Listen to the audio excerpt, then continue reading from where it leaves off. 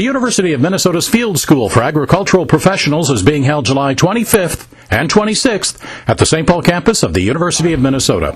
This hands-on field experience is taught by top university faculty and provides personalized instruction and hands-on group activities as attendees hone their diagnostic skills in disease, insect, and crop management.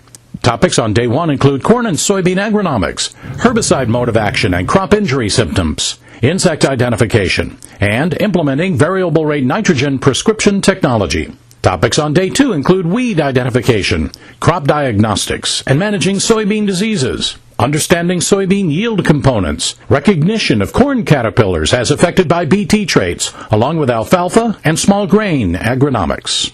Certified crop advisors can earn up to 12 continuing education units. You can register for one or both days of the field school, but space is limited, so register today.